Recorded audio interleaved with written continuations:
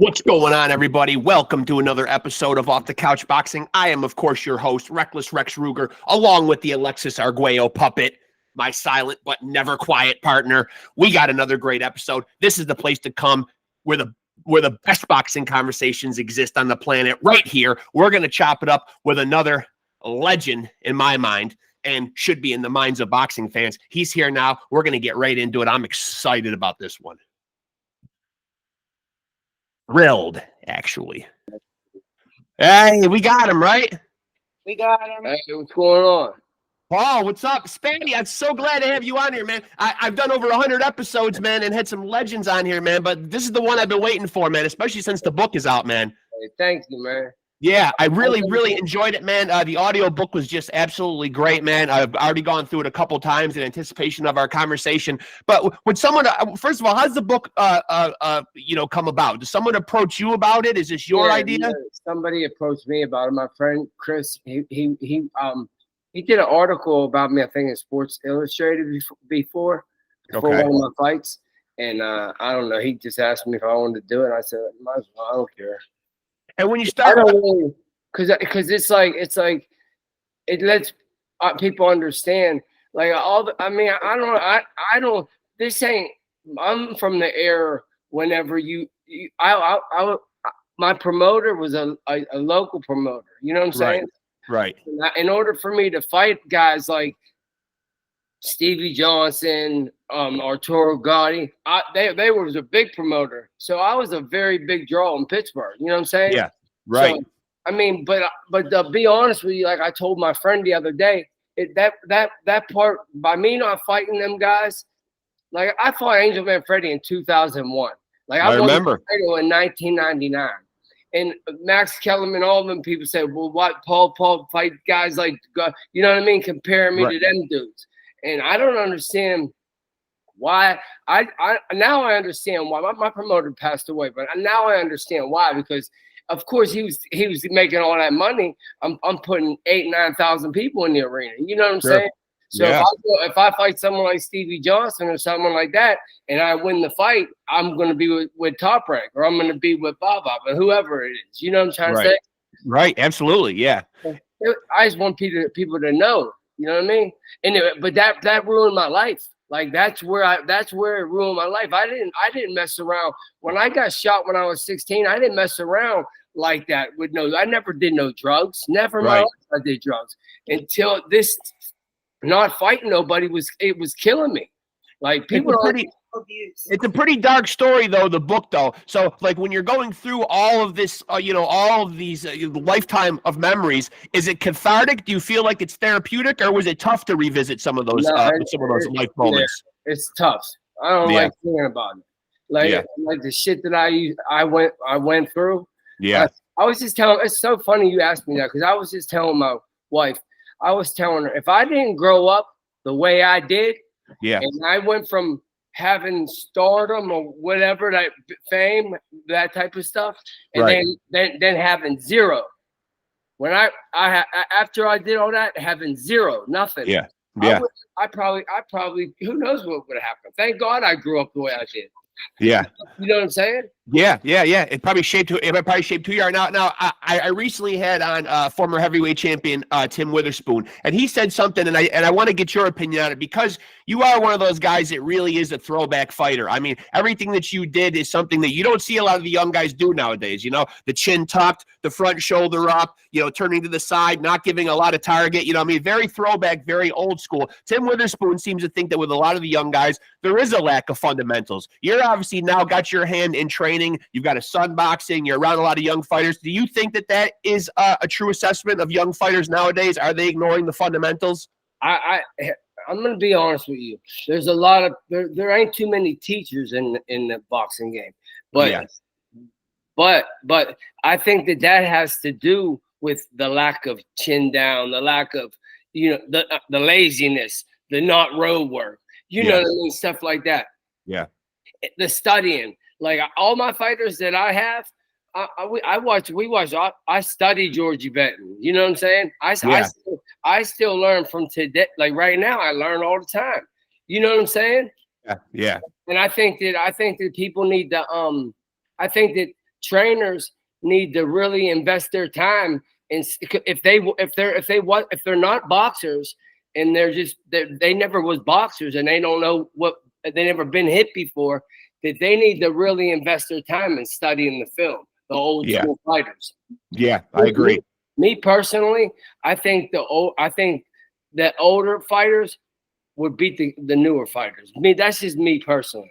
Yeah, yeah. Well, and I draw a lot of similarities, and I've had him on the podcast with you, with somebody like a James Toney. You know what I mean? I think people will remember your career a lot and won't remember you getting hit, but you weren't like a fleet-footed guy, though. I mean, you were in front of guys, but yet I think I saw somebody quoted once on a boxing thing as saying, if Paul SPADAFORA was in front of you and you threw a handful of rice at him, you wouldn't hit him. Which I think is an ultimate compliment, because you piece of guy, but you were there though, because of your injury to your Achilles. You weren't a guy bouncing all over the place and moving all over. I couldn't run. I couldn't run from you if I had to. You know, I've been hurt before. I've been hurt before really bad. I was hurt by Sosa, and the only way I can make him, the only thing I could do is make a miss from real close away. You know what I'm saying? Yeah. Now, there's a lot of personal stuff in this book, and going back to obviously it's been pretty public that you've fought, and I can understand this. I've had my struggles over the years with addiction as well. Me and my wife are both recovering addicts, so I can certainly understand this. But your father passes away of an overdose. Your mother was an addict. Do you feel like there's a hereditary link there? There's definitely generations. Yeah. My brother passed away. My brother died. Yeah. Overdose. My mom. It's an often argumented thing, you know what I mean? But I believe that there is a hereditary link, though. Yeah. There has to be. I'm going to be honest with you. I've been drinking since I was 7 years old with my dad. Yeah. You know what I mean? Yeah. It's a pretty dark story. I mean, 14 years old, you talk about in the book, you're cooking crack already. Yeah. I mean, you grew up fast. Yeah. You had to grow up fast. Yeah, just because we never had nothing. I never had nothing. It's okay. So when you get into boxing, when you first get into boxing, do you remember having any boxing idols? You know how we grow up, we watch a sport, we want to emulate somebody, we put a guy up on a pedestal and say, wow, that's my guy, that's my fighter. I'm following this guy no matter what. I used to really, really, really like Salvador Sanchez. Oh, one of the legends. Yeah, amazing. Yeah. James Toney, I love James. He to me, he's one of the best. But you have to think about something that Roy said the other day. And just caught my ear. Pound for pound, I think Roy's the best ever. Yeah, I wouldn't dispute that with you. Yeah, unbelievable talent. And I talked about this on a podcast with someone the other day. He was one of those guys that was able to get away with not doing some of the standard stuff. He could keep his hands low. You know what I mean? He could shuck and jive and move around and not get hit. But he had very rare gifts. Hey, how about he said? Wait till you hear this. He said, "No, I want you to be at your best when I beat you." But you should have heard him say that. I was like, this dude is he's different. He's a different human being. He is very different. Is it a big honor when he writes the foreword to your book? That's got to mean a lot to you. That's so awesome, man. Roy's a great guy, man. Roy did everything. Listen, Roy did when I got out of prison. I'm not saying I love my managers and I love my promoter. You know what I'm saying? I love them. But whenever you promise a guy that loves fighting that you're going to fight these guys and you're going to fight you. I got a fight coming up. Everybody say I'm fighting this guy, fighting that guy, and never fight him. It destroys the guy. Yeah, it destroys you. You know what I'm saying? Yeah. Well, so, everything Roy told me he was going to do for me, he did. Obviously, a lot was made, about about a clash never happening between you and Floyd. But besides Floyd, are there other fights in your career that you craved, that you wanted, that didn't come to fruition? Man, I wanted to fight. You remember that guy who passed away, Edwin Valerio? Oh, of course, yeah, he had the brain issues there. Yeah. I wanted to fight him. I wanted to fight. They said that anyway, that I was going to fight him. It was all bullshit. Yeah. I wanted to fight that free test guy. He's a beast. Acelino. He's a monster. I wanted to fight him. I just wanted to fight them guys because I think that their styles, I think I'd be okay with them. And I know they're like, oh, that's a tough fight. Okay, but I can fight them. But when big guys like that, like you're talking about, like a guy like Acelino Freitas and Edwin Valero, two guys that are big punchers. Now, usually when you're a boxing fan, you usually look at a fight and say, okay, if this guy's a big puncher, this guy's a traditional boxer that doesn't have a lot of pop. Is he going to be able to keep him off him? You don't seem like that was a concern to you, though, going in against big punchers and not being a knockout guy yourself. Yeah, because I'm physically very strong. I'm still strong right now. I'm at 135 pounds. I was strong. I was 5'9". I was just strong. I might not be able to hit the hardest, but my body work, I can go. My body, I go to body just like the best of all of them. I'm just telling you. And I'm gonna make, and listen, I don't care. I can make you miss. I don't have to think about this. You're throwing bombs at me and you're missing. Guess what? You're getting tired and you're paying for them bombs by me going to the body. So without a doubt, after the course of the fight, things will get different. Yeah, I agree with that. Now the 135-pound division, which you spent, your career at, is an exciting division right now. Are there guys right now that are currently doing it that you're a fan of, that you enjoy watching from a fan standpoint? My favorite fighter is Tank Davis. I like his attitude, everything about him. I just like, he's a beast. Yeah. You know what I mean? Yeah. How about what is your thought about that Ryan Garcia fight? About him cheating? Do you think? Let me ask you something.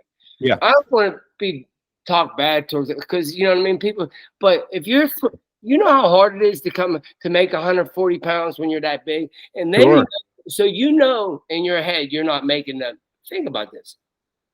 You're not making the weight. You bet all that money on yourself. You hear what I'm saying? Yep. And now you're getting accused for taking steroids. I'm just saying, would that make you, should you get banned from boxing? You're cheating. But not only are you cheating, guess what? You're taking a chance on hurting. Because listen, I'm just going to tell you this. Devin, I hope to God, I pray he takes at least a year off. I pray I pray he don't go to the gym to spar. I pray he don't do none of that shit. Just keep his weight, stay healthy. And that will make, you seen what Chavez did to Meldred Taylor. After that fight, it was downhill. Yeah. You know what I'm saying? And right. Yeah. And I really like Devin and everything about him. Like Devin's a solid person, a solid fighter, and he's really he loves the sport. I wouldn't question Ryan's behavior, though. He was erratic the whole build up to the fight. He would have to know that he's going to get tested for that erratic behavior. I don't know why he would. I don't know why he would cheat. They're going to be testing him up the ass. He was acting like out of his mind. That's what I'm saying. What your opinion? Do you just somebody like, because that was my son. I'm just going to tell you something. If that was my son, I'm going to prison. Yes, I do understand Bill Haney being very upset. Of course, I'm going to prison. He's got the right to be. He's got the right to be. And of course, we see a lot of unfortunate casualties. Even people that don't die in the ring, you still see people, man, who come out of the other side of the sport that are not well. Yeah, exactly. There's a lot of them. There's more. I know more fighters that have trouble, and they were great fighters, in my opinion. I'm not going to say their names. I know more fighters that can't talk than can. Right. Without a doubt. You know what I'm saying? Yeah. Think, oh yeah. Listen, I'm a firm believer, because I'm just telling you. I'm just gonna tell you. I grew up sparring 4 or 5 days a week. My trainer was 60 years old. My trainer was old. PK was older guy. He wasn't holding no hand pads for me. We was boxing, and you see my faces. It's because of boxing. You know what I'm saying? Right. But I'm a firm believer is fighters got to spar. Fighters got to fight. If a fighter's inactive, I promise you, it's gonna take away from his game. I got to ask you, in the midst of this tumultuous upbringing, I found one thing very interesting in the book: these letters to God that you were doing early on. If your childhood is so tumultuous, where is that seed being planted from? It doesn't sound like it was a very religious household, unless I'm wrong. No. My mom was always my mom was going to be a nun before. Oh, okay. My mom, she was going to be a nun before she married my father. Okay. Ain't that something? Yeah. So I always had God. Okay. Okay. Okay, so that makes sense. I have it on my body and everything. You know what I'm saying? Yeah, I've got some Jesus tattoos myself too. Yeah, it is. I mean, it's got to be a big part of who you are. I mean, if you're not, you know, if you can't have faith in something, I mean, well, what's it all for? You know, what's the point? Exactly. You know, I mean, it's and so your mom, you know, do you credit any of your toughness to your mom? She sounds like one hell of a tough lady. Oh my God, let me tell you something. I don't know anybody that's like her. My mom's unbelievably tough. I'm talking about. Well, let's look at it like this. She's 73 right now. Yeah, and she's still doing the wrong thing. Yeah, and moving and moving. A hard life. Ain't that something? Yeah, that's crazy. That's really crazy. and so I got to ask. I saw you on another podcast, and they brought up the Floyd sparring session, and you were kind of like, I can't even believe this is so corny that you guys are even bringing this up. This is just something that, you know, so I don't want to go down that path, but it is out there on YouTube, and it does really seem like, you know, you were somebody that was really able to push Floyd. You know, do you have resentment, like when you look at everything he's done in the sport? You know, he finishes at 50-0, and he's up on this pedestal. I know you guys have different resumes, but you're literally one loss off from the same record as him, though. And he's talked about so much in the pantheon of great boxers, man. Does it ever make you like resentful at all that, hey, I'm not that far off from what he accomplished? No, I don't live in a delusional world. That's healthy. That's healthy, Paul. I'm a real person. Let me tell you something. Wait till you hear this. Yeah. You're gonna laugh your ass off when you hear this. When people say that, I just don't really like to talk about that because you don't talk about legends like that. So right. Check this out. He fought multiple 20-some world champions. You know what I'm saying? Yeah. You hear me? Now listen. So one day I do a lot of studying. I studied like 30-some hours of Floyd, just watching his Floyd. Yeah. And then I was realizing that he could be, I mean, the best ever. He could be. So I'm reading some stuff on the computer, and I lost to this guy named James Baker in the amateurs twice. He just had my number. Then he beat the shit out of me every day in sparring. I hired him to try to get him back, and that didn't help. and listen to this. If you Google this, Floyd Mayweather fights James Baker to go to the Olympics. It's either him or Mayweather to go to the Olympics. Mayweather stops him in one round. Yeah. Come on. That's back in the pretty boy days, right? Yeah. So that's when Floyd was still knocking people out. He almost had two sides of his career. You know, I mean, he had the pretty boy, and then he had the money Mayweather. Yeah. He wasn't knocking out as many guys as Money Mayweather. Right. Well, did you ever see him fight Cotto? Yeah. That was great fight. Yeah, an amazing fight. It really was. It really showed so much character. How about when he fought Mosley? I mean, he's real as you could be. But did you feel like you came away from that sparring session? If you can tap into that moment here and we can chop it up about that, you know, do you feel like, you know, going back to that sparring session, and I know that you were just a couple of days out from an actual fight, so you were really in top shape at that time, but Floyd is still in the gym. He always walked around in pretty good shape. Did you come away from that sparring session saying, you know, if I fight this guy, I got his number? Well, not so much of that, but the one time I ran into him and I went. The HBO flew me down when he fought Jose Castillo. Yep. And he ran up on me with a whole bunch of security guards and stuff like that. Or a whole bunch of big tough guys. And I was by myself. And he said this is his exact words. Tiny, be good, Tiny. This is his exact words. I'm gonna run right through you, white boy. When he said that to me, listen. When he said that to me, I was done. I text my brother Harry. I said, Harry, this fucking guy really thinks he's gonna walk through me. If he really thinks that, no, he ain't walking through me. No one at 135 was doing that. No, I don't believe no one was doing that. I me personally, I don't believe no one was doing it. Shane Mosley moved up in weight. Now listen to this. Shane Mosley knocked out everybody at 135. He never went the distance. So Mosley was up in weight. So I'm not saying Mosley wasn't good to do that. Right. I mean, you can't be delusional. You know what I mean? Right. If someone's gonna come at me with no respect, I'm thinking he's gonna really lose these early rounds. He's really gonna lose these early rounds. Oh yeah, without a doubt. Here's the thing, though: is he gonna be intelligent enough to change the strategy at the 7th and 8th round? That's the thing. That's the whole thing. But adapting, adapting. I know because I watch boxing that Floyd Mayweather's IQ is unbelievable. Incredible. Yeah, no question. Not even like it's unbelievable. So I don't even like talking about somebody who's I feel like I'm disrespecting the game. And I don't want the people that I train to have that delusional fucking head. Because this is sparring. Let's get it right. This is sparring. This ain't fighting. When them lights come on, it's different. You've got the utmost respect for what he did, and I think that that even speaks to your to your old school persona, because you've got an old school mentality as well. True to the sport and not wanting to disrespect the game. Yeah, exactly.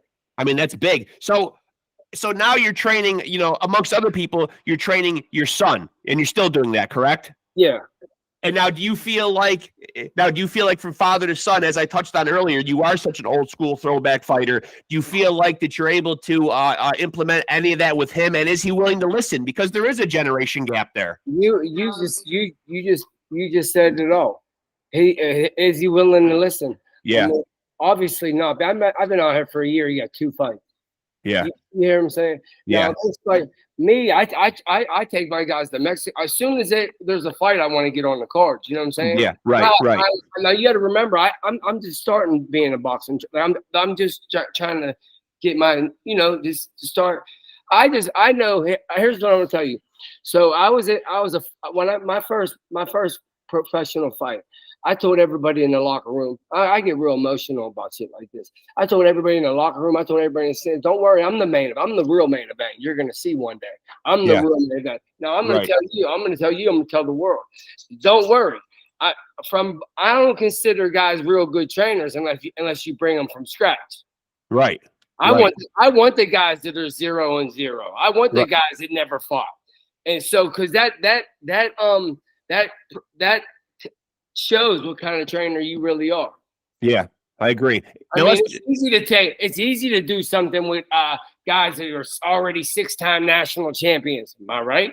Right. You're starting from scratch with these guys. Yeah. Yeah. I was just with my fighter, Tavon, and his father got four kids that are unbelievable, and he wanted me to help him train them. But listen, they're my fighters, but I didn't make them to who they are. His father did. Right. So you're giving credit where credit's due. It's just a fact. You have to. Yeah. And so you've had some very important, memorable people. You were fortunate enough to have some great guys come into your life. I want to chop it up like a little bit, individually about all these guys and what you learned from them and what they meant to you. We'll start out with PK. PK taught me to be careful, cautious, and safe at all times when you walk in the boxing gym. Yeah. Good advice. Good advice in life. In life, but think about that. Unbelievable how he taught. He said, but one time he said, Paul, why are you? Because I was a street kid, and I was from a neighborhood where I was basically pretty much not too many white people there. You understand what I'm saying? Right, so I was always in a different situation. You dig what I'm saying? So he told me why when I first started sparring, I'd hit somebody and I want to start doing the showing off shit. Why are you taking yourself way out of position? And that stuck with me. Yeah. You don't need to go way out of position to really fuck somebody up. You just boom, bang, boom, make a miss from a little bit away. Just a little bit. You know what I'm saying? So he played a big part of that. He gave me a film. It had Lou Pintor, Salvador Sanchez, the guy Wilfredo Gomez, all the Sugar Ray Robinson, even Charlie Burley. He gave me all these fights to study. And when I'm just gonna tell you, I used to be a really good basketball player, like really good. I was a good athlete. So when I chose to be a boxer, didn't watch. I couldn't tell you anybody in basketball. And I used to watch basketball. I like shooting around, but I don't get into all that playing because I don't want to hurt my ankle and I won't be able to train the guys. Right. You understand what I'm saying? Yeah. So, yeah. Now, well, listen to this. I have Pernell Whitaker in my corner. Amazing. A legend. A guy that is criminally underrated when people talk about the greats, man. Unbelievable. Yeah. He taught me the most thing he taught me, because I had trouble understanding, because he fought like 500 amateur fights. So his speech was a little bit different. Yeah. So, but he taught me, you're a southpaw, Paul. He told me this. Wait till you hear this. He said, if the crowd's screaming for you, guess what? You're probably losing. Wow. Because Paul, you're like watching you when you're at your best, you're like watching paint dry. Yeah. I was mad as hell when he said that shit, but he was just telling the truth. Yeah. And I'm glad you brought that up, because we do see, and I'd like to get, because you are known as such a defensive master in that ring, I want to get your opinion. Now, a lot of times in boxing today, like, we'll see somebody do a very tactical fight, hit and not get hit.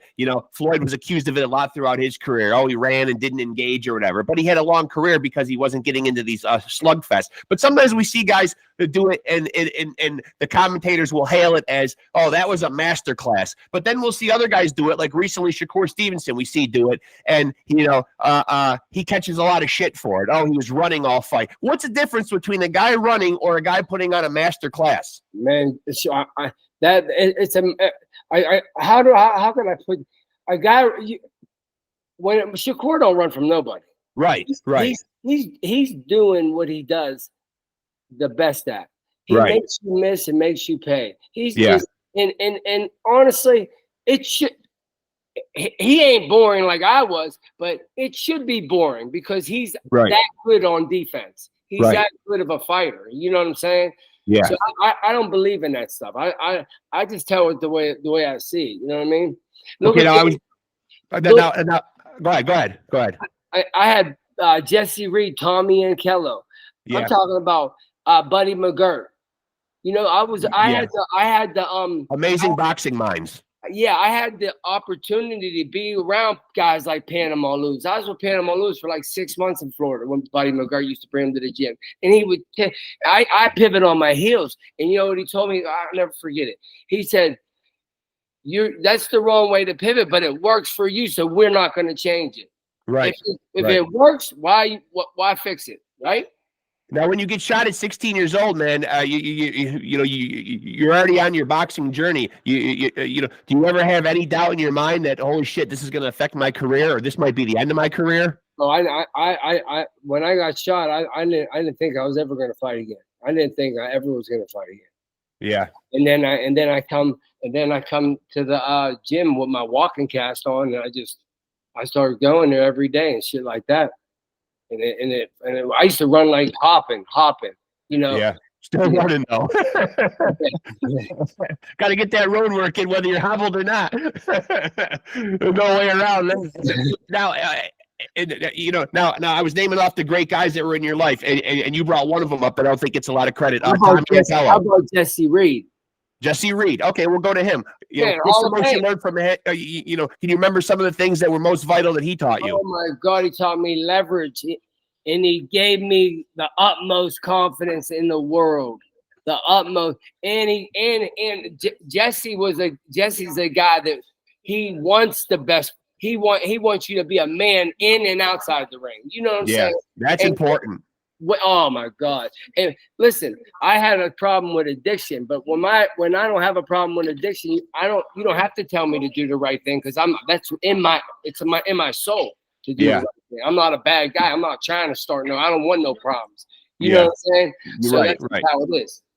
Now, do you look back on your career and obviously I know you're trying to focus on the future and not look back on a lot of the darker days, but at some point when you're writing the book, do you think like, wow, alcoholism was really addiction was my only really biggest obstacle? Yeah, that's it. It was an internal struggle almost. The only person that was really beating you throughout your career was you.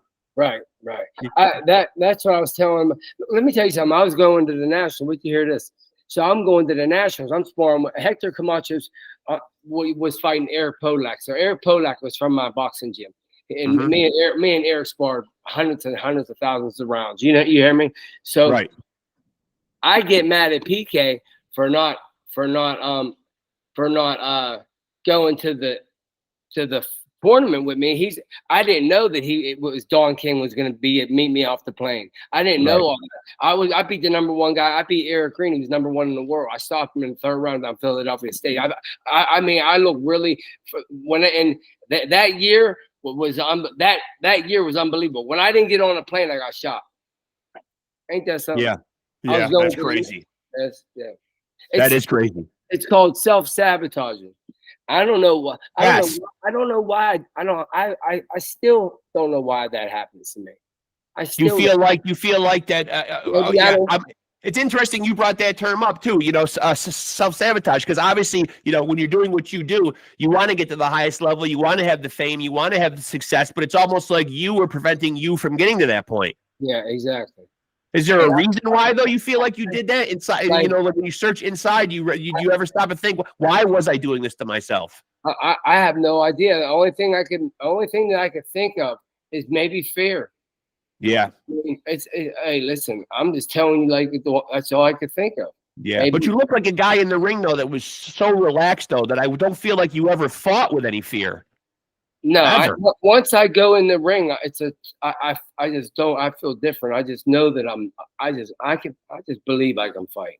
Well, it didn't seem like there was ever any wasted motion with you. Yeah, you kept everything like in-house, kept everything really compact, and there really wasn't a lot of like wasted movement. But a lot of guys, aren't able to keep cool under pressure like that. Where does that mental toughness come from? Who do you attribute that to? Because I think where you excelled the most and made up for your, for physical gifts that you might not have had was your fight IQ and what a cerebral fighter you were. 100% coming from PK. Yeah. 100%. No, I always make a statement like, say you have a bad girl in front of you, you're so happy you can't believe it. She looks like amazing. Yeah. And now here you are, you want to, and then you're done. You can't even enjoy it. Now listen, when you relax, you learn how to relax. When you learn how to relax, man, you're dangerous. It's a 12-round situation. Yeah, I know. Yeah, you're right. Without any Viagra. And now it's been a great year. It's been a great year for boxing, 2024 so far. Are there fights that you were really happy that happened, and are there fights coming up that you're excited to see? Yeah, I can't wait to see Tank. I can't wait to see Tank Frank Martin. Yeah, I think Tank's gonna get out on him, and then I hope that him and Shakur fight. You know what the best part about it is? Nowadays, you're seeing now they're making fighters fight each other. You know what I mean? Like that's a sin what they did to me. That's a sin. I'm just telling you like it is. That's a sin. 49-1. Okay, but who did you fight? That's that part. And you could say anybody could say when I was in there with anybody, when I was in, I had one guy that I couldn't win one round off of. His name was Lamar Murphy. I don't know if you ever heard of Lamar Murphy. Yep, sure. He's a different type of guy to me. He had my number every round and every second of the round. Right. And that's hundreds of rounds of sparring. But these guys do exist for all fighters, though. Somebody out there is going to have your number. Yeah. At some point.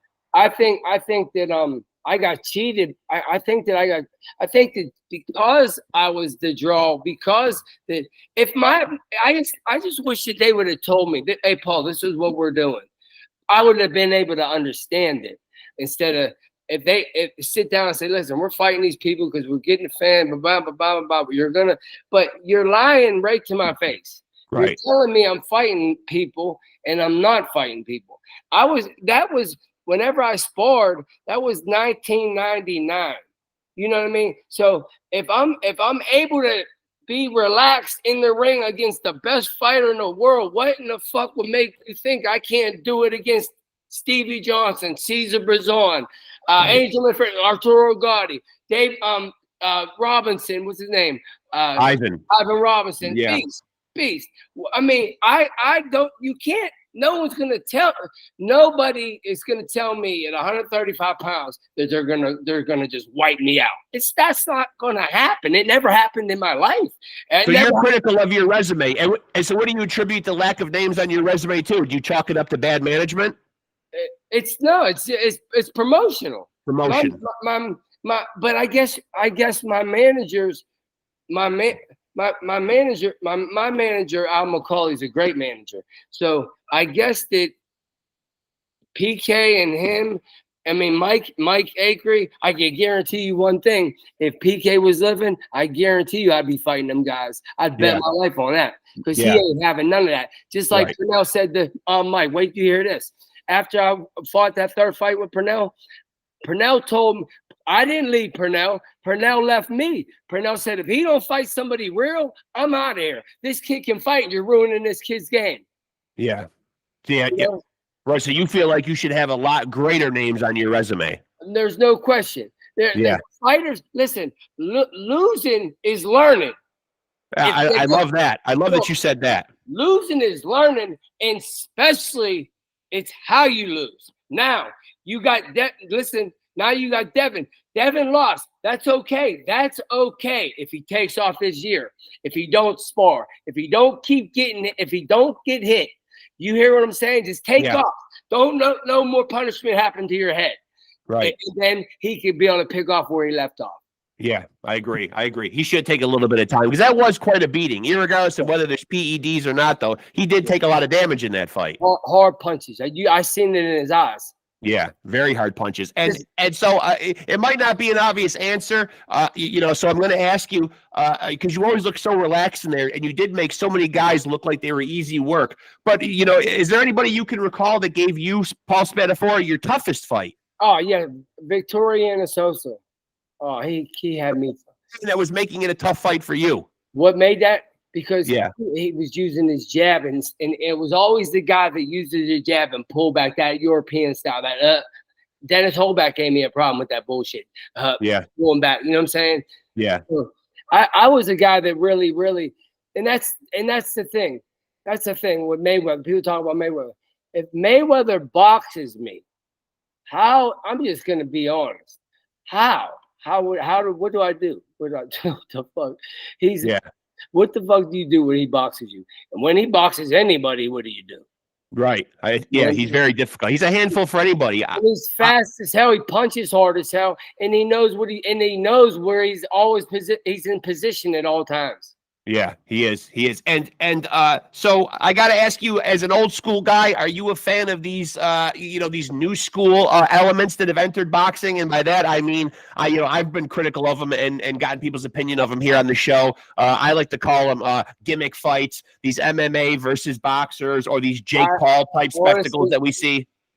I don't want nobody to take this the wrong way. I really, really can't even imagine.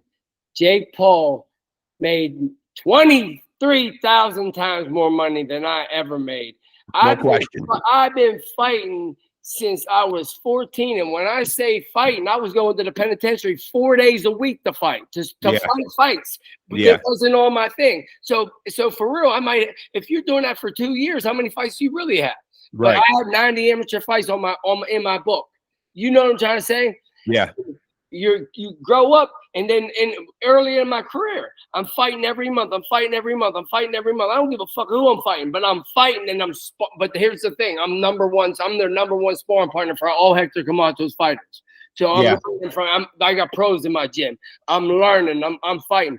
I just think people say, well, that Jake Paul brings a different audience, and that's for sure. He definitely does. But me personally, I'm not like Mike Tyson. I really don't. I just hope Mike is does the right thing and everything goes well for Mike, because you know what I mean. That's like Mike's a legend, man. Yeah. How the fuck do you fight Mike Tyson? Who gave you the honor to fight Mike Tyson? Where do you get your balls big enough? I know to call out Mike Tyson. That's insane. That seems insane to me. And that seems like irregardless of Mike's age, you know, when you see training videos of him up on YouTube, you realize the muscle memory is still there. He's still a dangerous guy. And unless this thing is friggin' rigged, there's no reason that Mike Tyson should still not kill this kid. Right.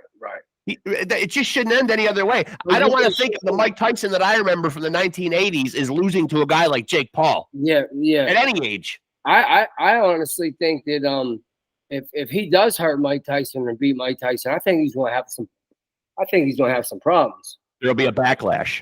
I think that he might walk down the street and get hooked up. Like Mike Tyson is a national treasure almost. Yeah, he is. Mike Tyson turned his whole life around. Came back from the just like having nothing, you know what I'm saying? Went for something he didn't do, and then he's like an icon. He got his own thing. He's Mike Tyson. Yeah, he's Mike Tyson. Yeah, you know what I mean? And I just feel that the public, the real public, because there's going to be real people on that run in the J Paul. He's in boxing gyms, so I believe it's going to be a bad situation. This could backfire on him. Yeah, yes, it could backfire on him. And you know, so a second part of that question, I asked you your toughest fighter, but you know, obviously you were in front of people, you know, but you didn't really get hit, and certainly didn't get hit flush a lot. Do you remember the person that hit you the hardest? Victoria Sosa. Same guy.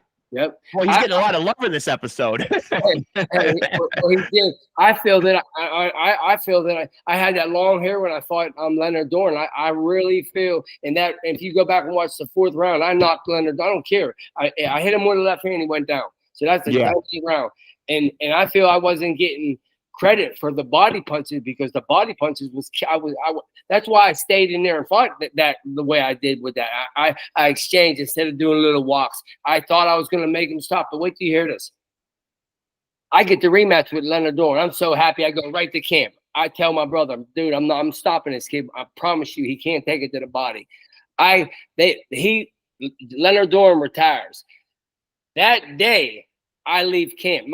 I leave camp. I'm fighting for $750,000. Now you want me to fight a non-title fight? You want me to stay at camp for 3 months? No, that ain't happening. So I leave camp, but guess what? I leave camp and shoot my wife. And then guess what Leonard Dorn does? He comes out of retirement and gets knocked out with a body shot by Arturo Gatti. Which could have been you. Should have been you. It would have been me. Should have been you. Now, explain that like a little bit, you know, only just because, again, it's public knowledge. It is in your book. You know, oddly enough, you're now married to your girlfriend that you shot back then. Yeah. That's a good woman. That's a good woman. I mean, that's somebody that knows me. She knew me since she was 19. And knows the nature of the disease that you're struggling with, too. She knows. As my wife never seen me in a physical altercation unless I was under the influence. Yeah. She knows I want her to fly. Yeah. My heart's big. I'm not no, you know what I'm saying? Yeah. I'm not a bad person. You know what I mean? You're a sensitive guy. Yeah. But when that you got to remember how about my book. You remember my book if you heard about my book, but think about the situations that I was in. See, I've read it twice. You're drinking. So you're drinking. Believe me, that shit's coming out of you. Yeah. That's the stuff that comes out of you. Yeah. Of course you're mad. Of course you're going to be always. You live with a pedophile for 4 years. This motherfucker was trying to do weird shit to me. He never did nothing to me. Nothing at all. And you say that in the book, right? Listen, But listen. I know he did stuff to people. And I witnessed that without telling. Because I'm from nothing. So I need that. I want to have Jordans. I want to have clothes. I want to have my teeth. I used to have bad teeth. I want to have braces. There was a financial aspect to it. Yeah. So that was me surviving. Right. You know what I'm saying? And that's a basic human behavior. I mean, we all do what we have to do to survive. You know, I mean, but you carry, but you make a good point. You know, he was doing stuff to, to other kids, and you knew about it. You carry, or how did you deal with that? Did you carry any guilt about that for a while? For sure. Yeah. Because some of them kids, I know they're not healthy today. Yeah. Yeah, mentally healthy, unhealthy. Yeah. Yeah. You know, I mean, it's unbelievable. That's unbelievable. And so you felt like at that time, the situation that you had, your living situation with him, it was almost better there than at home. Well, Is how you looked at it. There was no food or none of that shit. My mom had a problem with that. You know, in the 90s, that crack hit the hood. It hit the hood bad. I'm 51 years old, so I remember. Yeah, I remember that crack hit where I'm from, where I live at. The crack was everywhere. It hit the neighborhood crazy. Yeah, It just brought neighborhoods right to its knees. Man, no food, ruined lives. No food. There were so many occasions I'd go back home and there's a padlock on my door. I'm walking back home because no one's there. I have to walk back home to get to the crib. So there was a padlock on the door. Now where do I go? Where's all my shit at? Now that's all gone. I'm to the point. Sometimes I had to go sleep underneath porches. Yeah, you do again. You're back to doing what you got to do to survive. Yeah, exactly. So. Now, for Paul SPADAFORA, 4 names. Your Mount Rushmore of boxing. Who are those guys for you? Like, what does that mean? What you said? 4 names. I'm talking about like your Mount Rushmore of boxing. The 4 greatest to you. I would say James Toney. Yep. Roy Jones, Salvador Sanchez, Sugar Ray Robinson, Sugar Ray Leonard, and Floyd Mayweather. That's 6 guys. That's 6 guys, and that's for you. Like those guys are just, the top of the profession. Yeah, and they proved it too. They proved it. People can say what you want to say about Floyd. He's picking. That motherfucker ain't picked nobody. He fought the best. He did. Yeah, he did. He fought the best, and not only did he fight the best, he beat the best. Well, like whenever you have success, though, people are going to be super critical of you and try to find something. Yeah. He's also been wildly successful, on the flip side of the coin, where a lot of people, don't pay attention to. He's been a good businessman as well. Yeah. I mean, obviously.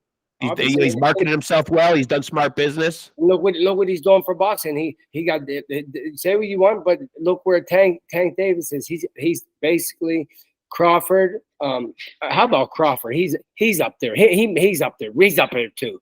Yeah. Crawford is unbelievable. So I don't think anybody thought he was going to go to the Errol Spence fight and turn around and fight the whole fight southpaw, his opposite side, and dominate like that. It's unbelievable. I mean, it was really a one-sided ass whooping, and nobody expected that. Not me. No. One time, wait till you hear this. One time I watched him. I forget who he was fighting. He was fighting somebody from Europe, white dude, and he if he would have went southpaw, he would have stopped him. But he has a little bit of stubbornness with him. You know what I'm saying? Yeah. Oh, sure. He's got a dog in him for sure. That's what makes him a different person. Yeah. He's got a mean streak too. He does. Yeah, he does. So the moment it was the 8th round, he probably was like, "Fuck this." He turns southpaw, knocks him straight out. Yeah. I'm gonna end this night. Yeah. That's crazy. Because and it was very surprising to me because like that was one of those fights that the boxing public had waited for a long time, and everybody thought was going to be really nip and tuck and super competitive. Yeah, for sure. And it was not. To be honest with you, I'm going to tell you something, and you could ask my wife. I ordered the fight, and when I seen Errol Spence's legs, I knew he was. Lots of people have made that same comment that he didn't look right before the fight, even. And I'm going to tell you. Let me tell you a quick story. One time I'm in a penitentiary, right? And I just get there. It's a new penitentiary. I just get there. So they put me in a hole because I fought on Friday. I fought on Saturday. I was on TV. So they wanted me to be in the protective custody. I don't want to be in protective custody. So I had the right to get out of protective custody. I was there for like 17 days. So on the first day in New York, all I know how to do is play basketball and go running. So I go to the hoop court and I'm hooping. Some dude from Philly asked me something about Mayweather. Ain't you the person about? And then next thing you know, I was surrounded. I mean, when I tell you surrounded, I mean surrounded. You hear me? I'm from Pittsburgh, so and I'm from the neighborhood. So all my homies seen that coming, but like came to my rescue. Yeah, I'm gonna tell you something. I'm gonna tell you, this is where I'm going with it. I was scared of that motherfucker. No doubt. My legs were shaking. Yeah. Now let me tell you something. Earl, if you watch that fight, his legs were shaking. Yeah. You think there could have been an element of fear even? Yeah. I don't think I know. Yeah. Yeah. I don't want to say that to be mean or say not to be take it or get mad at me, but Yeah. I just feel that that's what was going on. Yeah. Now, another guy at 135 pounds who's got a fight coming up this weekend, and I wonder how much he has in the tank, and I think a lot of people do too, but he's a guy that's known for, having a ridiculous skill set. Lomachenko. He's fighting George Kambosos this weekend. Where do you think Lomachenko, he still managed to stay on some pound-for-pound list despite being 17-3, I think just because of his ridiculous skill set. But where does he rank as an all-time 135-pounder? I mean, 17-3, you got to stop and think, is not a great record. No, but at 135 pounds, I don't think he ranks too much high. That 126 pounds. Remember when he fought 126, right? He was unstoppable. Yeah. Then you rank him as maybe the best ever at 26. Yeah. But 35, no, he ain't. How is he? What's he going to do to Roberto Duran? Right. Good point. Yeah. How about Shane Mosley? Shane Mosley knocked everybody out at 135. Yeah. Floyd Mayweather. I mean, I can't say he's in there at all. 135. What about the Japanese kid? He fought last weekend, Inoue, and he got dropped. Why? He's always fighting over there, though. Why? I don't know. I've often wondered that too. Like it feels like a home court advantage, a little too often, But he's definitely.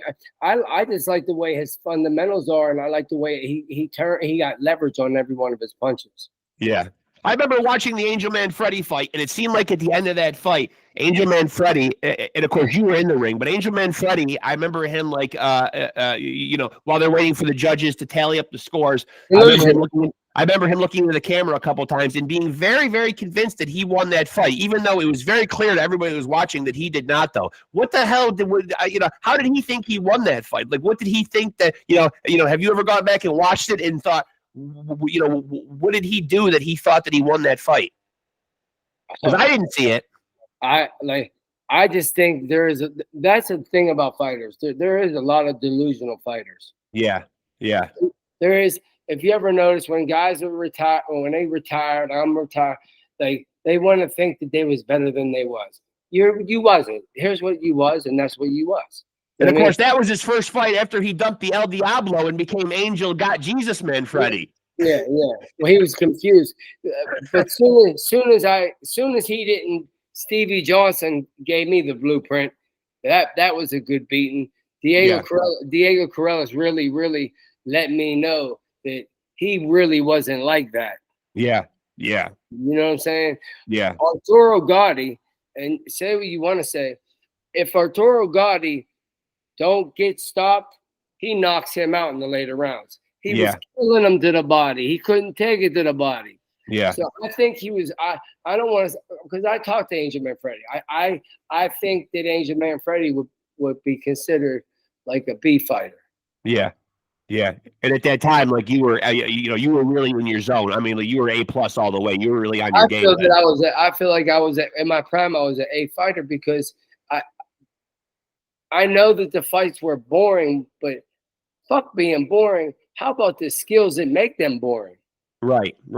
Yeah, but I think that's easy to say because I think as boxing fans, especially casual fans, I think that they want to see bloodshed, but they want to see Gatti Ward fights, type fights all the time. You know what I mean? And if someone's not getting absolutely pummeled and blood isn't flying everywhere, then it's not a quote unquote fight to a lot of people, Yeah. I don't think they appreciate that you guys are playing high level chess in there. And sometimes people don't want to see high level chess. They want to see slugfests. The thing that I think that I do the best is I put myself in positions where I put myself in positions where it's impossible for you to hit me. Right. And yet it's got to be incredibly frustrating for fighters. I don't know if you've ever gotten any feedback from guys who you fight. You mentioned you've spoken to Angel Man Freddy since, but have you talked to other fighters who have fought you, and what is their feedback? Because you are kind of right there in front of people, as I said earlier. You are there to be hit. It's not like you're exhibiting all this slick, footwork all over the place. But yet guys aren't hitting you clean, though. Have guys come back to you afterwards and express to you how frustrating it was to fight you? No, I think all my sparring partners that I ever worked with always told me that. You know what I'm saying? Frustrating. My sparring partner. Yeah. It's hard for a fighter to tell another fighter, damn, I couldn't, how did you make me miss? You know, just think, we got pride and our egos are like, Right. You know, Sure. no one really ever like come back to tell me, nah, you was very hard to hit, this and that. You know what I mean? So, but you were kind of swimming without getting wet, you know what I mean? Like, as the phrase goes, though, you know what I mean? Like, you're there to be hit, you're right in the eye of the storm, but yet it's not really happening. Yeah, I work very hard in conditioning. I'm an extreme. You could ask all my trainers. I was an extremely hard worker, and I think because I don't have the power that everybody else had, I didn't have the speed that everybody else had. So I had to really study boxing. Do you feel like if you wouldn't have taken that gunshot to the Achilles, that maybe you would have been more of a knockout guy? Well, I know for a fact because when I was in the amateurs, I stopped a lot of guys with a lot of stops. So I had a lot of stoppages. Right. So yeah. Now what about some of your current fighters? Can you shout out any of your current fighters? Who are you working with right now? Who are you excited about? Who's got stuff coming up? I'm really excited about Tavon. He's a 112 pounder. That's the thing. He's a 112 pounder. So, and all his brothers, I'm excited about. And little Lefty, he's only 14. I got my man Johnny. He's really like that. My boy Steve is a rumbler. So I'm excited about it. I got Aaron. A lot of people with a lot of heart. I'm excited about it because it's like I'm a 4-round trainer now. So now I got to develop to be that way. And that's good because I'm 48. I'm healthy as hell. And God willing, I keep doing the right thing. I think it's like Monday comes after Sunday, I won't have a couple champions. Right. So you're building a nice stable of fighters. And you also mentioned that obviously, you learned a lot from the great guys that have come into your life, about how to behave outside the ring and stuff like that. Is that stuff that because you've gone through all this stuff that's in the book, that makes you even more of an asset because you could school these guys mentally and and help them avoid the same pitfalls? That right there is where I really, that's the real part of it. Because listen, that 2 hours that we spend in the gym, now what are you doing when my back ain't to you? I can tell you one thing. If I walk out of the gym, I'm not the guy that goes hit the bag and goes take a shit somewhere, or I'm not the guy that goes hit, because if you're a green fighter, you can develop very bad habits on that heavy bag. Quickly, sure. You know what I'm saying? And if habits are very hard to break, obviously you see a habit right now that was hard to break for me. You know what I'm saying? And whenever you build a habit outside the ring, man, you're taking away a lot from your boxing because things happen accidentally. Right. And I'm glad that you titled the book Fighting Till the End, because it really makes it seem like it really puts into perspective. It's almost like a metaphor for how we have to live our lives. I mean, it is a fight all the way to the very end. All the way to the way. I mean, even just beyond your boxing career. Yeah. You're always going to be fighting to stay sober. You're always going to be fighting to keep the addiction suppressed. You're always going to be fighting to teach this next generation of kids everything that they need to know. You know what I mean? It's always a fight. Exactly. A long one. I mean, yeah. It's hard one. It's a good thing is I heard some guy on the internet. He said boxing is we're sprinters, we're racers. No, listen, boxing is a marathon. It ain't a sprint. It ain't a sprint. It ain't because try to sprint for 12 rounds. Yeah, you're not gonna last long. Yeah. So that's true. You know what I mean? And I feel that life is a marathon. Yeah, no doubt. I got second, third, fourth, fifth, sixth, all them chances. There definitely is a reason why God has me here. No doubt about it. I'm 40 years old. I've been shot. I OD'd 4 times. Right. Dead. I mean, you defy the odds. A lot of people could say, and this would be a true statement. You hear it so much and it's so cliche, but you are lucky to be here. No, there's no question about it. I was beat by the cops for 3 hours straight. Yeah. Paid 7 times. You understand what I'm saying? I don't think that this is I've been where we shoot it at each other. Yeah. You understand what I'm saying? Yeah.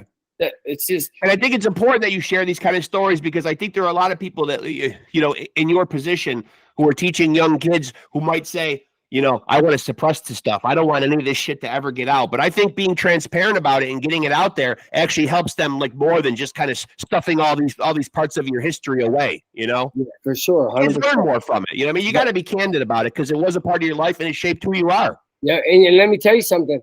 A lot of people in boxing, they lack common sense. Yeah. I believe that. So wholeheartedly. It's common sense. It's common sense, man. And now, do you feel like you got everything out in this book? Do you feel like this is like a one and done, or do you feel like there's more stories, there's more stuff, there's more tales that you want to get out there? I mean, I feel like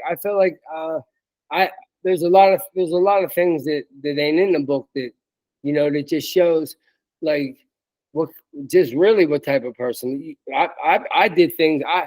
I'm not gonna say I did things and do things for free. I help people for free. I have a team. I consider them my team because I love them to death. They're 412 boxing. They're the best. To me, they're the best boxing gym I've been in over several years. I've been in a lot of boxing gyms. I was there volunteering 3-4 days a week. We had like 6-7 national champions. You understand what I'm saying? So I believe this too, wholeheartedly. The fighter makes the trainer. The trainer don't make the fighter. Right. Good point. Yeah. And so we talked about your stable of fighters, but we didn't touch on specifically Gino. Where is Gino at this point in his career? What are his plans? His activity rate? Like, what's coming up on the horizon for him? Right now, I have to be honest with you. Gino hasn't even been in the gym hardly that much. You know what I mean? Okay. And he got a job now. And you know what he said to me? He said to me, wait till you hear this. He said, Dad, I don't love it the way you love it. And that was deep, because if you can you be successful with that attitude? You can't be, can you? Me? I mean, if Gino says that, is there any way for him to be successful in boxing if he doesn't love it? Absolutely not. Can't be, right? No. It's got to be your life. It's a lifestyle. Yeah, it's boxing. Boxing will call your bluff. Yeah. And so, do you question, if he has that attitude and he's coming to you as his father / trainer and a guy who had a career in boxing, he's coming to you and telling you that, does that make you want to say, hey, maybe you shouldn't do this because your heart's not all the way in? Well, I already told him. I said, Gino, he knows so much about boxing by being with me and stuff like that. He don't have to fight. He can help me as a trainer. He has me personally, I push him away from boxing. That's just me. And I don't know if it's a good idea or a bad idea, but them statements like that, they stick home. How is he gonna fight? How are you gonna fight me when I'm living, eating? When you're working, I'm sleeping. When you're on your legs, I'm off my legs. I'm doing this 24 hours a day. When I'm in camp, there is no nothing. There is no, I'm gonna go get a candy bar. Nowadays they're smoking weed. Now they're smoking vapes. I would love for you to smoke weed and fight me. That would be a dream come true. Yeah. You can't tell me that you're the way you are. No, I don't believe that. No. Yeah, that's not a drug tailor-made for fighting, because it's not gonna work wonders on your reflexes and your reaction time. But it's simple fact. It's a drug. Now, we are seeing people come back at ridiculously older ages, I should say. We just mentioned Mike Tyson. Of course, we've seen Roy Jones and Tyson locked horns a couple of years ago. You yourself, is Paul Spadafora done climbing into the ring? Is there anything that could entice you? Obviously, I mentioned we're seeing these gimmick fights. We're seeing all these. I'd like to say, expect the unexpected in boxing right now, because it seems like anything could happen. The only fight that I would be interested in fighting would be Floyd Mayweather and Leonard Dorn, just to see how I would do. I don't. Okay. Because I really feel if Leonard Dorn would have did, I'm kind of upset with Leonard Dorn from retiring. When he retired, because when he retired, I went out and did that dumb shit. I was so depressed. Went out, drank, boom, and that's what happened. You know what I Right. mean? I would definitely would love to get a chance to fight Floyd. I don't care. I know Floyd's. I know he's active. I know this. I know all that. But so what? Yeah. Yeah, right. So, and he's still out there fighting guys. A lot of Yeah, ridiculous fights. I mean, some of them. yeah, You know, I mean, John Gotti's grandson. I mean, some of them yeah, are a little bit ludicrous. They're yeah, almost as bad as the Jake Paul type fights. yeah, yeah. How I how mean, about when he fought Conor McGregor? yeah, and Conor McGregor. I mean, he gets a huge payday, and he didn't even have a boxing record. See, I have a lot of young guys on this show. I have a lot of legends on here, but I like to give guys who are on the come up a platform too. And I think the one thing the guys on the come up don't like is that they're resentful. Some of them have been doing this since 5, 6, 7 years old, and suddenly a guy like Jake Paul can come along, get big fights, can get the WBC ranked them. I mean, some of these guys are scratching and clawing to try to get to the top, and they have to be resentful. You dedicate your whole life to this craft, and some kid can just step in after like a year and he's getting $50 million paydays. Totally ridiculous. That's gotta hurt a guy who's really grinding in the sport. Yeah, it makes. I mean, it's gotta piss people off. I get it. I get why these young guys are pissed off. They're like, hey, what about me? I've been slugging away at this thing. Man, it's ridiculous. How about what was really nice to see is when Tyson Fury came in. This is what I'm saying. I'm just telling you. I like Tyson Fury a lot, but I don't think he's gonna beat Usyk, number one. Okay. But when he came here and gave that performance against that UFC guy, Yeah. I could not believe that was happening. But when Anthony Joshua just cleared that up real quick, that really maybe hopefully got that all that MMA stuff out of the boxing thing. That's like, look, how I'm not bad on the streets. I'm pretty good as a street fighter. I'm not the best, but I'm not a fight. But how about us going in there and trying to fight them? Why don't the boxers go in there and try to fight them? Right. It's a whole different ball game. Yeah. I would like to see that. Just they're destroying. Right. To me that's doing. It's almost like a mockery to our sport. Yeah, it is. So why don't we go and do that just so we can learn a lesson? Because I'm going to tell you like this. In order for me to tap out, you're going to break my fucking arm. You have to. Yeah. You got to go out on your shield, as they say. I'm not doing none of that. And I proved that in the ring many times by being hurt and knowing, man, there's always ways you can get. I seen guys get hit, be hurt, but not really be hurt. Right. As an ex-addict myself, I'm curious as to when you got to the point. Do you remember, do you remember the moment when the light bulb went off, and like, what was it that made you say, because obviously you're going through a lot of your life and you're drowning out, like unfortunate incidents in your life and pain and stuff like that with drugs and alcohol. What was the moment in time, like when you said, now I can deal with my emotions and deal with who I am, on my own terms. I don't need substances anymore. Man, I have to say that my wife did that for me. Like she literally picked me up, and I was on a monster binge. She took me out of Pittsburgh, moved to Vegas, and when I got to Vegas, my Jesse Reed's like my father, like basically, you know what I mean? Yeah. Me and him are like this. So he brought me to a gym, and then I started to see hope because I belong in a boxing gym. It would be a sin if I don't help these guys. I agree with you. You got so much to offer. Too much to offer, for it to go to waste. I really believe that very strong. I'm not saying that I'm the best, but I can tell you one thing. I'm 48 years old. I got a lot of time to be the best, to maybe be a Georgie Benn, maybe be Eddie. You don't know. How can you say I believe in myself. Now, without mentioning any of the names of the kids that are like, in your stable of fighters right now, you've been around this game for so long, you know what you're looking for. Do you feel like out of the crop of guys that you're training right now, do you feel like there's potentially world champions in there? I definitely feel like there is. I'm going to tell you something. Tavon, I don't know how he's going to miss. I don't know how he ain't going to become one. I don't know how Christy Martin works with him. Mm-hmm. His father got the mentality that you need to have as a boxing trainer and a boxing coach. You know So what I you mean? feel like you will be in the corner as a trainer for a world title fight at some point? We're going to see Paul Smith fight. Yeah. Hey, maybe trainer of the year for God's sake. Why not? Listen, I was in there. People can say whatever they want to say. Rod Soka, you know who he is? Yeah, yep. He's a boxer from Pittsburgh. I don't care. He's a real 130 pounder. He's a real 130 pounder. I trained him from the day he walked in the gym until the day, you know what I'm saying? And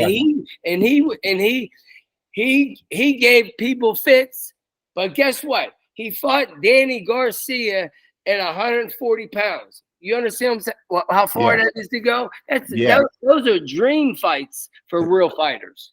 And it's fighting somebody on the highest level too. Like Danny Garcia is certainly a world-class fighter. Immaculate. Yeah. I love him. He's a beast. He's immaculate. He can fight for real. That dude can. I was watching him in the ring whenever I was in the corner. His feints, his thought process. He's a step ahead of a lot of guys. Yeah, agreed. Now the book is Fighting Till the End by Chris Scarnati. What would you like to tell people? Obviously, you're trying to promote the book. You're trying to get it out there. The underlying theme, or what you'd like people to take away from the book. Well, pretty much this. If you don't die, you can come back. Yeah. You can come back from anything. There's always redemption. You can come back from anything. If you're a real person, you have standards, you have morals, you can come back in a high fashion. I eventually I want to go to the neighborhoods, the schools. I want to let them know, listen, if you're playing with the guns, accident's gonna happen. If you're drinking and having a gun on you, you're probably gonna shoot somebody. Right. If you're doing drugs, you're probably not gonna have nothing. You know what I mean? And I just want them to know, and I'll let them know how much I didn't have, then how much I did have, and then how much I ruined it all. Yeah, it's a very powerful story, but hopefully it can have a powerful impact. So, that's the silver lining in the cloud, I think. Yeah. What does that mean, though? Impact. What do you mean? I think your story can have a very powerful impact on people. Because you had success on a high level despite all this darkness and all this, tumultuous stuff happening, in your life. I think when people hear that story, it'll just naturally make people more resilient. Yeah. And I believe that I have to do this boxing thing to really put the nail in the coffin. Yeah, it's a very gritty story, man, but I would encourage people to read it, and I love the message behind it. Yeah, I mean, like the fact that you could soldier through, all that dark stuff that you've gone through and still find some way to come out the other end and put a positive spin on it, is not something that everybody does. A lot of people in your situation, would not have found that silver lining at that pot at the end of the rainbow and turned it into something. People in your situation, we see them a lot. They OD, they commit suicide, they end up in prison for the rest of their life. It's not always a happy ending, the stuff that you went through. Right. I mean, the fact that you're sitting here right now, is a lot of ways divine intervention. You probably shouldn't have survived a lot of those things. 100% for sure. It's a miracle. I've enjoyed having you on, though, Paul. I've got Nadine's number, man. I do this all the time. I'd love to have you back on to chop it up again, man. Out of 100 and some odd episodes, man, this one was special to me. Anytime you want, I enjoy talking to you, man. Yeah, it was very special, and I know the fans are going to love it, man. They're always curious. You're one of the people that they wanted me to see have on here, man. So I'm glad we were finally able to make it do it. I'm in touch with Nadine. I'd love you to stay in contact, and we'll do it again. Can I say this? Please. That any trainer that has a fighter that's a really good fighter, if you need any help, and I'm not no weirdo, all you gotta do is hit me up. I'm about giving a little bit extra to your fighter. And you're right out there in Vegas. You're right out in the mecca of boxing right now, in the thick of it.